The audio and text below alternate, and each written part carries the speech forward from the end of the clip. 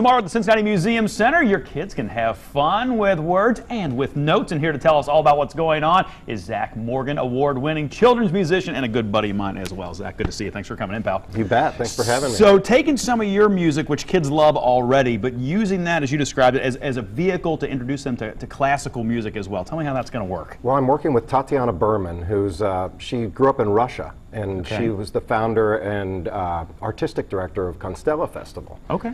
So we're mixing in, we're basically using my music and my interactive songs as a vehicle to get kids turned on to classical music. We'll be putting pieces of classical music into my songs, like Tatiana.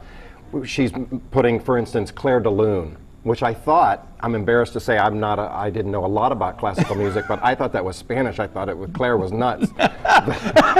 She's clearly Claire de Lune. Why not? No, but it actually means the light of the moon.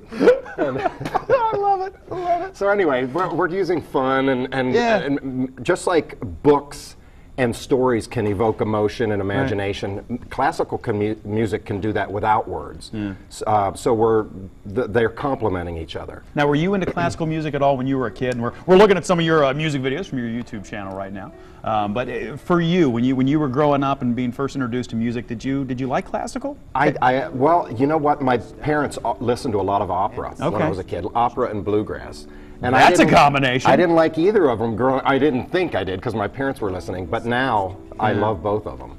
And people might not think you can find that obvious pathway from a classical piece to one of your pieces that a kid has on their CD at home. But is it easy to find those places where it makes sense to combine them? I mean, most pop music is rooted in classical music, right. And we're also we bring in things like John Williams themes from Star Wars and Darth Vader's theme, because the kids are familiar with classical music and don't even realize they like it already. Sure, sure. And anymore you see them in commercial spots and other things. You hear pieces of classical music where a kid doesn't know what that is, but that's what it is. Yeah, remember Bugs Bunny? Yeah, introduced me to a lot of positive things at Bugs Bunny. Zak, so great to see you. Tell me again details on the Cincinnati Museum Center. 11 o'clock and 2 o'clock. Okay.